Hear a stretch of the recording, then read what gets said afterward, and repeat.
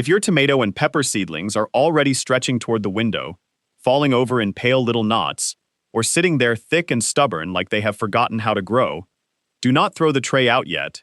And if you have not even started them because the calendar feels late and everybody else online seems to be a month ahead, do not count yourself out either.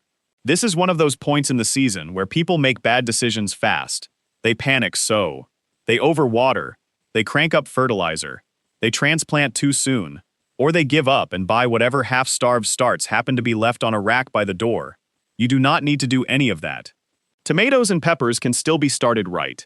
And if you understand what matters from seed to transplant, you can salvage weak starts, avoid the usual seedling mistakes, and grow plants that actually recover their strength once they hit the garden. That is what this is about. Not some picture-perfect setup. Not a shopping list disguised as advice. Not a lecture about doing everything in January under expensive lights. This is about getting tomatoes and peppers right from where you are now, with a clear sequence, and with enough judgment to know what can still be saved, what needs correcting this week, and what habits are hurting your plants before they even leave the tray. Because by the time people plant out weak tomatoes and peppers, the mistake usually happened much earlier. It happened in the timing, or the temperature, or the light, or the potting mix, or the watering, or in that familiar impulse to baby seedlings so much that you quietly ruin them. So let's strip this down and walk it cleanly from seed to transplant. And the first thing to understand is this. Tomatoes and peppers do not need fussing. They need the right sequence. If the sequence is wrong, extra effort often makes things worse. Now, if you are already behind, here is the reassuring part. Tomatoes can catch up faster than many people think if you correct the conditions early. Peppers are slower and less forgiving, but they still respond well when you stop stressing them and start giving them steady warmth, steady light, and steady growth. So before we even touch a seed packet, take a breath. This is not a lost season, unless you keep repeating the same mistake. The place to begin is timing, because bad timing creates half the downstream trouble people blame on other things. A lot of growers start tomatoes too early because they are restless. The window still looks dead. The seed box is calling. They imagine that bigger seedlings will mean earlier harvests. What often happens is the opposite. Those early tomatoes get leggy indoors. Roots circle in tiny cells. The plants stall before transplant. And by the time warm soil finally arrives, the younger, sturdier seedlings sometimes pass them. Peppers tempt a different mistake. People hear they are slow, so they start them and then lose patience when germination drags or early growth creeps along. They overwater trying to help. They chill them on a windowsill. They feed them too soon. Then they conclude peppers are difficult, when the real issue was that peppers wanted warmth and consistency from day one and never got it. So the right question is not, when do people online start tomatoes and peppers? The right question is, how many weeks before safe outdoor transplanting do these plants need in my conditions, with my light, with my real life? Tomatoes usually do best when they are started early enough to become strong young plants, not indoor teenagers desperate for freedom. Peppers usually need a longer runway, but not a miserable one. If your indoor conditions are weak, starting a little later with better light often beats starting earlier with poor light and cold roots. That is an important correction, especially if you are already feeling late. A late strong seedling can beat an early weak one. Remember that. Now let's move to germination, because this is where people either build momentum or create trouble before the first true leaves even appear. The seed starting mix matters. Not because tomatoes and peppers are delicate royalty, but because seeds need air and moisture in balance. Heavy garden soil in trays often crusts, compacts, or stays too wet. Old dead mix can be lifeless and uneven. A good seed starting medium is light, fine enough for good seed contact, and absorbent without turning swampy. You want a mix that holds moisture around the seed while still letting enough air move through it. That sounds simple because it is simple. The tray or container matters less than people think, as long as it drains. Cell trays, soil blocks, small pots, repurposed containers with drainage holes, all of that can work. The important part is not whether the setup looks clever, it is whether excess water can escape, and whether you can manage the seedlings without tearing the roots apart later. Now, sowing depth is one of those small things that create avoidable frustration. Tomato and pepper seeds do not need to be buried like beans. Shallow, consistent covering is enough. Too deep, and they struggle. Too shallow, and they dry out or root poorly. Firm the mix lightly so the seed makes contact, water gently, and do not keep digging around to check whether life has begun. That last one matters more than people admit. Impatience wrecks trays. Tomatoes usually come up fairly willingly when warm enough. Peppers often take longer and make you second-guess yourself. That is why temperature matters so much at this stage. Warmth underneath or around the tray helps both crops germinate more evenly, but it especially helps peppers. A cool room can turn pepper germination into a test of faith. Meanwhile, too much cold wetness in the mix invites rot and weak emergence. So if you want one strong rule for germination, it is this: warm for sprouting, then bright for growing. Not the other way around. People often put trays in a bright but chilly window and assume the light is enough. For unsprouted seeds, warmth is the first gate. Once the seedlings are up, then the balance shifts and light becomes urgent. And this is where a lot of home starts begin to go wrong. The second those seedlings break the surface, the race changes. They are no longer seeds trying to wake up. They are plants trying not to stretch. If the light is weak, too far away, or available for too few hours, tomatoes will start reaching fast. Peppers may stretch too, though they often just sulk and harden into slow, unhappy little things. Weak light creates weak structure.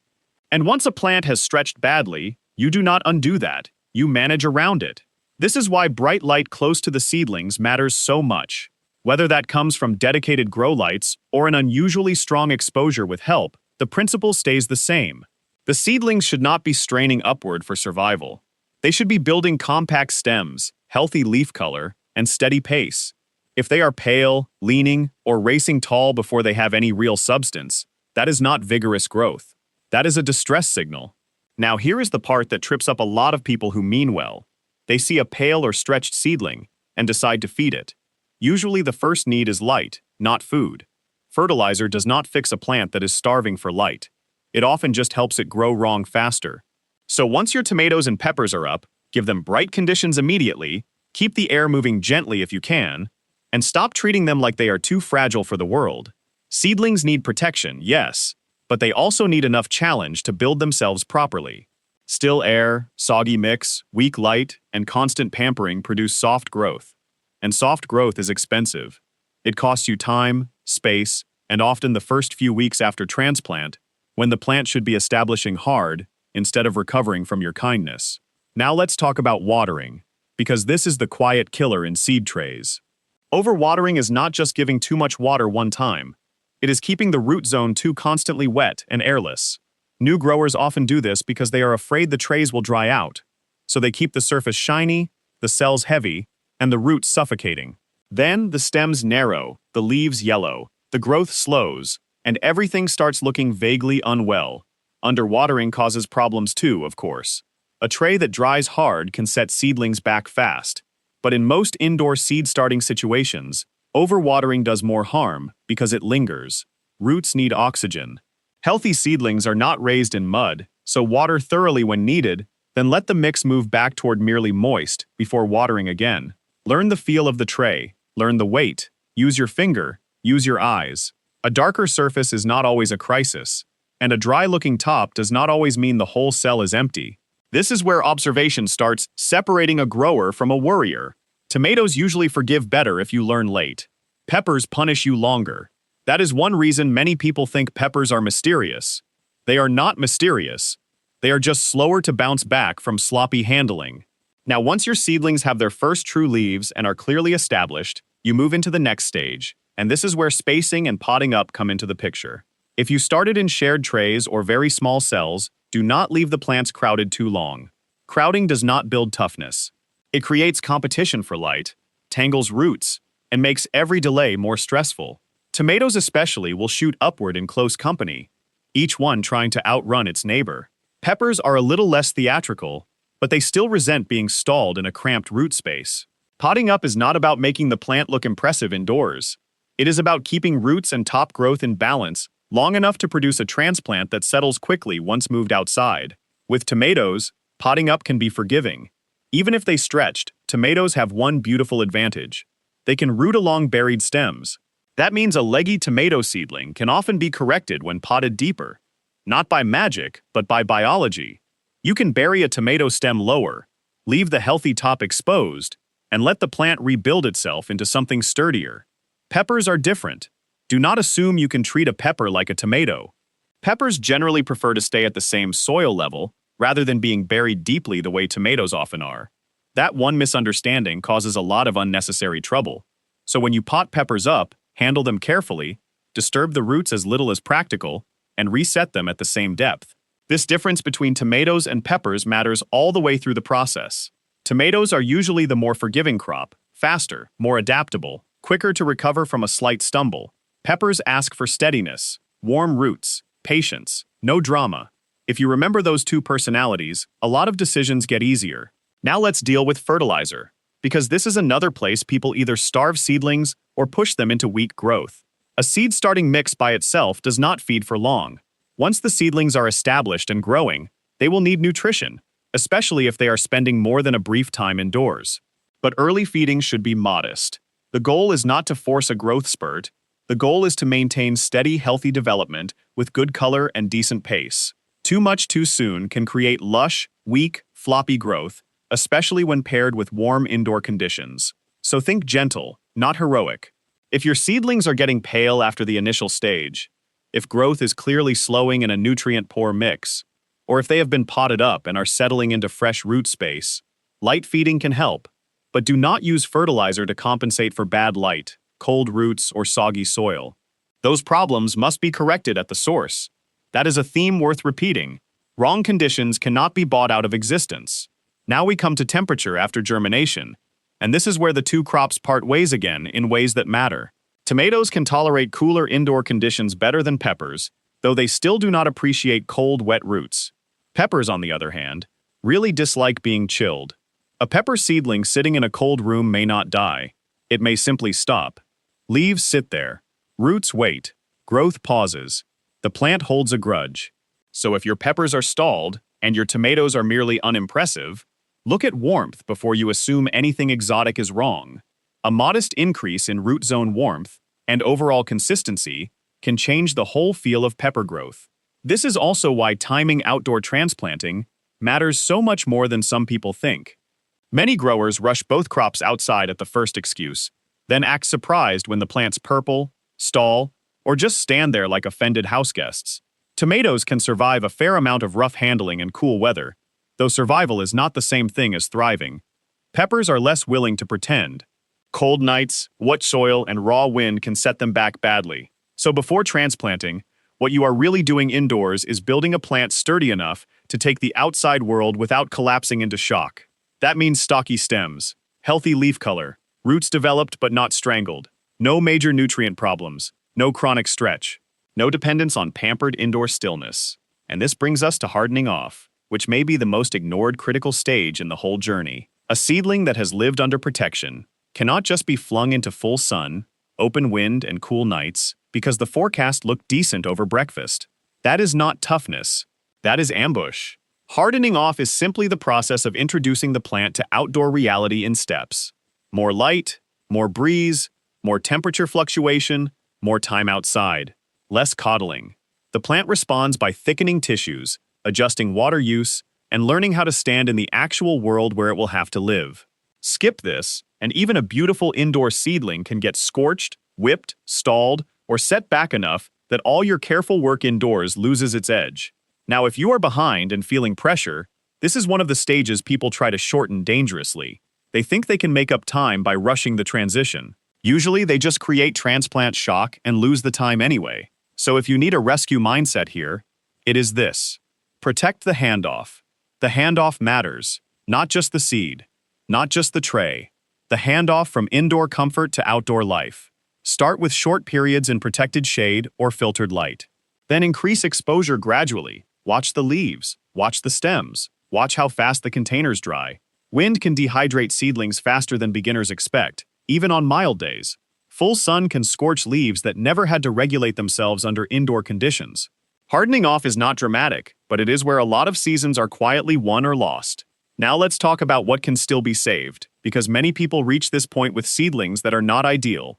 Leggy tomatoes can often be rescued. If the stems are long and weak but still healthy, you can pot them deeper, improve the light, reduce excess warmth if they are racing, and let them rebuild. Later, when transplant time comes, tomatoes can usually be planted deep again, which gives you another chance to turn a clumsy beginning into a strong-rooted plant. Leggy peppers are harder. Not hopeless. Harder. You cannot usually bury them deep the same way.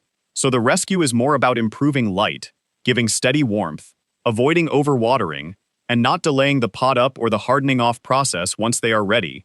A pepper that stretched a bit can still become a decent plant. A pepper that spent weeks weak, pale, cold, and wet is much less forgiving.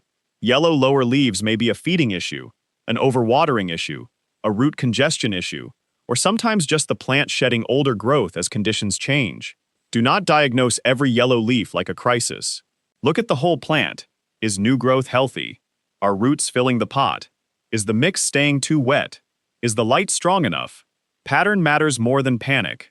Purple stems or undersides can come from stress, cool conditions, or genetics, especially in tomatoes. Again, context matters. One color sign alone is not the whole story. Stunted peppers with tiny leaves and no pace often need warmth and root room more than anything fancy. Seedlings that keep falling over at the base are a more urgent problem. Poor airflow, too much moisture, contaminated conditions, and weak stems can all contribute. Once damping off or stem collapse is moving through a tray, sentiment is expensive.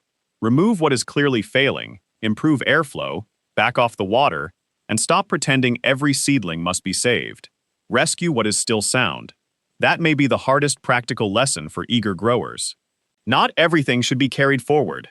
A bad seedling does not become a good transplant because you got attached to it. Now let's move toward transplant day itself, because the goal is not simply to keep seedlings alive until then.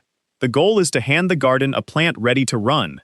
For tomatoes, transplant when the weather has settled enough that you are not asking for repeated cold shock, and when the plant has enough size and root structure to establish quickly. At transplant, tomatoes can be planted deeper than they sat in the pot, especially if they are a bit leggy. Strip lower leaves if needed, bury part of the stem, and water them in well. That buried stem can become additional rooting zone, which is one reason tomatoes forgive so much. For peppers, wait for real warmth, not wishful warmth. Real warmth. Soil matters, nights matter, wind matters. A pepper set out too early often just sits there, and that sitting there is not neutral. It costs momentum. So plant peppers when conditions invite growth, not merely survival. Keep the soil level the same as in the pot, water them in, and consider temporary shelter if the weather is still unsettled. And do not confuse bigger transplants with better transplants. A shorter, stockier plant with active roots often beats a tall, overgrown one that has already spent too long indoors. That is true for both crops, though tomatoes hide the truth longer because they recover so dramatically. Now here is another correction that can save a lot of frustration. The point of starting from seed is not just to save money, though that matters. It is not just variety selection, though that matters too. The deeper value is control. You control the age of the plant, the root condition, the transition, the treatment, and the quality of the transplant. But control only helps if you use it wisely. If indoor growing becomes a long, anxious, overmanaged ordeal, then the advantage starts shrinking. So make the process orderly, warm to sprout, bright to grow, moist, not swampy, pot up before crowding turns ugly, feed lightly when needed, keep peppers warmer, harden off gradually, transplant when the plant and the weather are both ready. That is the sequence. And once you understand the sequence, a lot of garden anxiety starts losing its grip because you stop reacting to every little symptom as if the whole season is collapsing. You start reading causes. You start noticing whether the problem came from timing, from light, from water, from temperature, or from trying to force a plant into the wrong stage before it was ready. That kind of reading is what makes people good at this. Not a fancy setup, not a rare fertilizer, not an alphabet soup of products. Just cause and effect, noticed early. There is also something worth saying for the people who have had a run of bad starts and are tempted to quit and buy transplants forever. Buying transplants is not failure. Sometimes it is sensible. But if your real goal is self-reliance, variety freedom, and the satisfaction of carrying a plant from seed all the way to the first fruit, then learning this process matters. Not because it makes you purer, because it makes you less dependent on whatever conditions somebody else's seedlings happen to be in when you need them. And the difference between a weak-bought plant and a well-grown home start is not always obvious the day you bring it home. You often see the difference later, in how fast the roots take hold, in how well the plant handles a weather swing, in whether it pauses for 2 weeks after transplant or gets on with the job. That is why this stage deserves respect. It is not glamorous. It is not the harvest. But it is where the harvest begins acting possible. So if your trays are in trouble, fix the conditions now. If your starts are late, start clean instead of panicking. If your tomatoes are lanky, correct them while you still can. If your peppers are stalled, get them warmer and steadier. If your seedlings look beautiful indoors, do not ruin them by rushing the hardening off and transplant stage. Do the next right step. Then the next one. This week, check your timing honestly. Check your light from the seedling's point of view. Check the moisture below the surface instead of guessing from the top, and decide which plants are worth carrying forward and which ones are only taking up room because you do not like letting go. That single hour of clear-eyed correction can change the whole season. There is one more rescue point that belongs here, especially for growers who have a tray full of mixed ages and mixed quality. Stop treating every seedling the same. The strongest plants should not be slowed down because you are waiting for the weakest ones to catch up. Pot up the ones that need room. Move the stall out somewhere warmer. Thin doubles if 2 seedlings are wrestling in one cell. And if a plant is clearly deformed, chronically weak, or still stuck at a miserable stage while the season is moving on, be practical. A tray full of guilt is not a strategy. Make room for the plants that still have time to become something useful. That may sound harsh, but it is often the difference between rescuing a season and dragging a problem along until transplant day. Good growers are not the ones who save every seedling. They are the ones who recognize which plants still have strong future in them and then give those plants the conditions to prove it. And if you are truly late, remember that one sturdy tomato or pepper planted on time in good soil will often outrun 3 coddled seedlings that spent too long indoors, rehearsing their decline. And if you already have a strong opinion on this, I would love to know where your real trouble usually shows up. Germination, leggy tomatoes, sulking peppers, hardening off, or that moment after transplant when a plant either takes off or just sits there. That is usually where the best lessons live, because every garden teaches a slightly different version of the same truth. Start right, correct early, and make the handoff to the garden count. That is how tomatoes and peppers stop being fragile little projects and start becoming food.